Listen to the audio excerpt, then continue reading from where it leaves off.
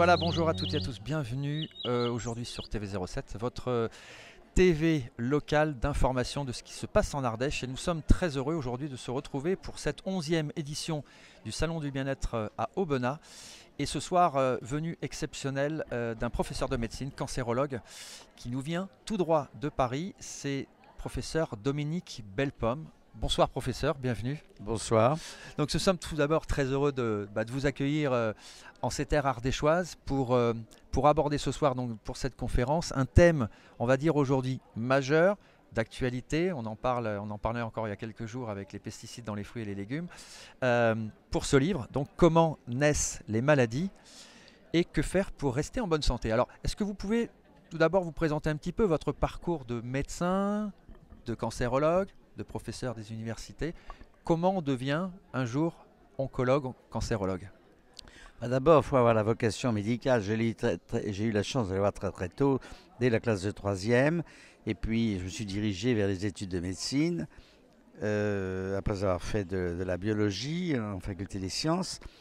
La cancérologie m'a toujours intéressé parce que cela allie deux aspects. Un aspect d'abord, je dirais, de recherche proprement dit, en biologie assez fondamentale, mais aussi avec un regard éthique qui est indispensable, car avec le cancer, on a affaire à une maladie qui est lourde, et donc avec des malades qui doivent assumer des thérapeutiques qui sont devenues efficaces maintenant, mais qui sont tout de même encore assez difficiles à tolérer. Et donc, si vous voulez, c'est ce double aspect, à la fois scientifique proprement dit et éthique, moral, qui a fait que je me suis dirigé vers la cancérologie. Et aujourd'hui, je ne le regrette pas, d'autant plus que le cancer au plan scientifique demeure un modèle de maladie extrêmement important. C'est la maladie la plus étudiée dans le monde actuellement, car nous n'avons malheureusement pas encore trouvé la solution pour guérir tout le monde. Alors justement, ce qui fait la différence entre beaucoup de vos consoeurs, de vos confrères, c'est que beaucoup se sont intéressés aux méthodes thérapeutiques, aux traitements thérapeutiques pour quelque part soigner le symptôme, donc le déclenchement. Vous avez fait un petit peu de façon différente, même si vous êtes clinicien et que vous avez aussi travaillé, vous travaillez sur les thérapeutiques, mais vous avez surtout cherché, vous, à chercher les causes du cancer. Et c'est ce qui a fait un peu la différence entre beaucoup. Comment on en vient à un moment donné à se dire, c'est bien, on choisit une méthode, une chimiothérapie ou un autre traitement, mais de dire quelles sont les causes du cancer?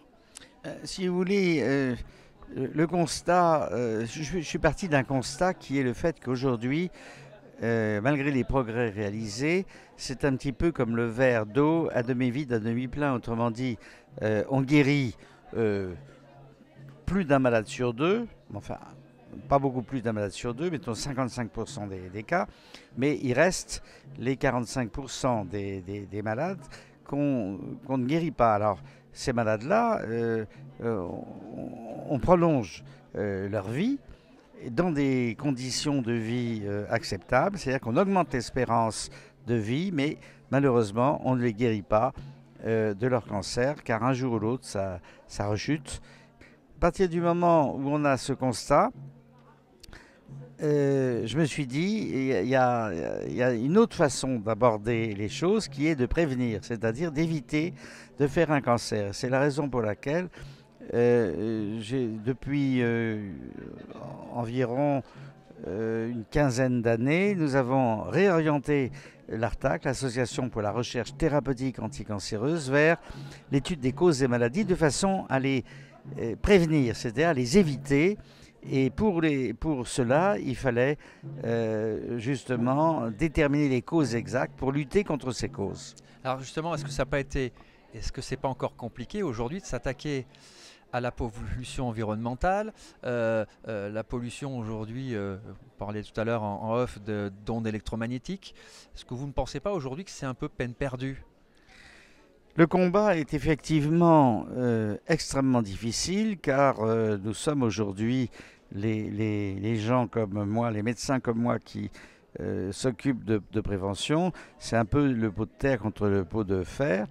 Il y a des gens qui me disent que je suis né pour réaliser des combats impossibles, pour lutter contre ce qui est impossible. Je pense que un jour ou l'autre, même si aujourd'hui notre société ne veut pas intervenir dans un cadre préventif, puisque aujourd'hui, qu'est-ce qu'on fait? On traite les maladies une fois qu'elles sont arrivées.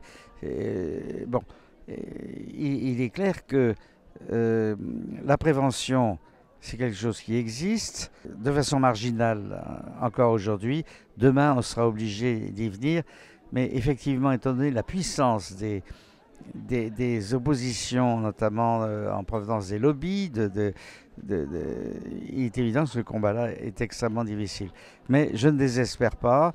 Et de toute façon, il y a deux niveaux pour ce combat. Il y a le niveau politique qui est extrêmement difficile, puisqu'il faudrait pratiquement une révolution pour arriver à faire qu'on pollue le moins possible. Mais le combat est aussi au niveau individuel. Et là, c'est surtout vis-à-vis des sujets bien importants que mon combat s'adresse. Que faire pour rester en bonne santé? Ça a été la thématique principale du dernier livre que j'ai sorti, en expliquant les moyens, les méthodes qu'on pouvait utiliser pour protéger soi-même, mais aussi et surtout ses enfants de la pollution, pour éviter de faire des maladies qui sont liées à la pollution. Oui, justement, vous parliez d'enfants. Il y a une explosion évidemment des cancers des jeunes aujourd'hui.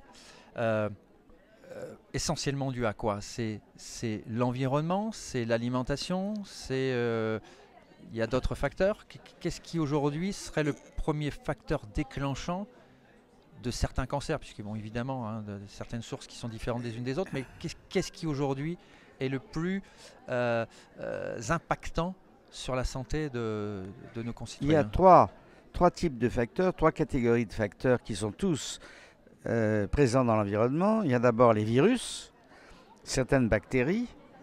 Il y a des cancers indiscutablement liés à une origine virale, par exemple les cancers du foie chez l'enfant. Mais il y a les produits chimiques, et en particulier la pollution chimique. Il faut savoir que nous avons déversé dans l'environnement depuis ces 50 dernières années des milliers de substances chimiques dont certaines sont démontrées en laboratoire être cancérigènes. Et là, il y a un point extrêmement important.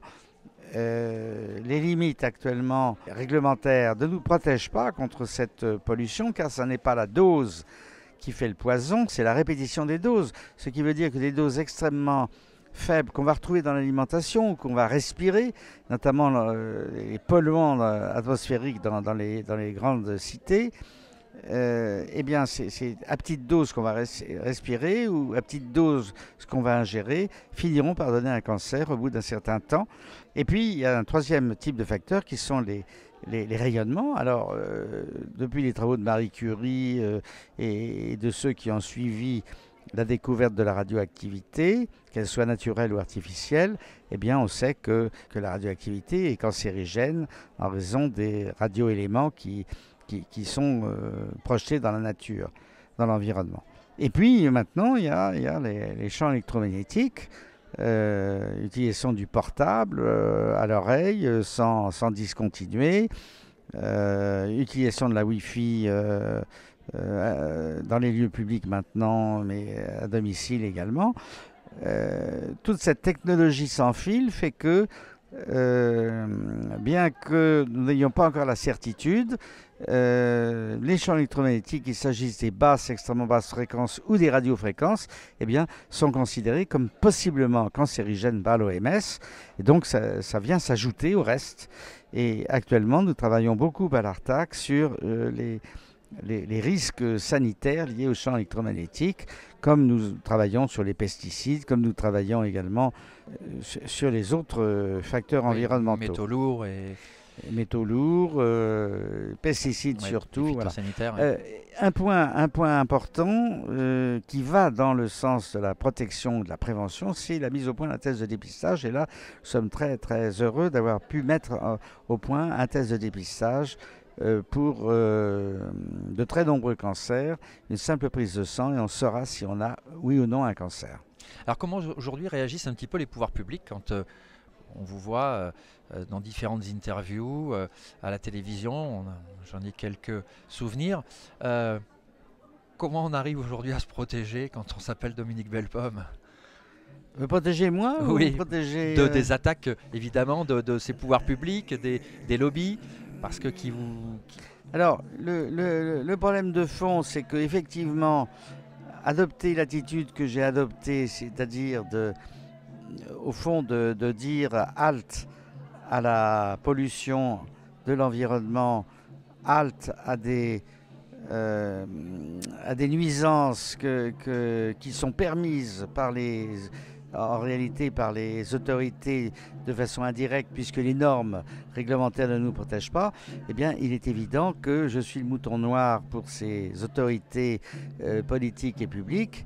La vérité scientifique est prioritaire vis-à-vis des attaques que je peux avoir de ci, de là, par certaines institutions, y compris le Conseil de l'Ordre des médecins actuellement. Il faut savoir résister. Et je pense qu'aujourd'hui, cette résistance, elle est acquise au niveau d'un nombre croissant de chercheurs de valeur internationale. Et c'est ce que nous faisons notamment pour combattre les gens qui disent que les champs électromagnétiques, l'exposition aux champs électromagnétiques, c'est pas nocif pour l'organisme, comme si, alors qu'on sait que c'est nocif pour les animaux, pour les plantes, comme si l'homme n'était pas du tout, était différent des organismes naturels. Eh bien, il est évident qu'il faut savoir résister et donc continuer à combattre en dehors de toute polémique, en se basant sur des faits scientifiques avérés. Enfin, en tout cas, nous sommes très touchés de votre présence ce soir. On espère que les auditeurs auront l'écoute avertie, en tout cas, qui ressortiront avec des clés pour mieux vivre. Alors, nous avons la chance en Ardèche, il faut le reconnaître, de ne pas avoir d'industrie. Le bio est très très développé en Ardèche. On ne va pas dire à tous les Parisiens, Lyonnais, Marseillais de venir vivre en Ardèche, mais en tout cas, nous, on est assez protégés, il faut le reconnaître. Les produits en provenance de l'Ardèche sont sur les marchés parisiens. Voilà, donc absolument. C'est une bonne chose. Très bien. Merci, professeur. Merci. Et à très vite. Merci.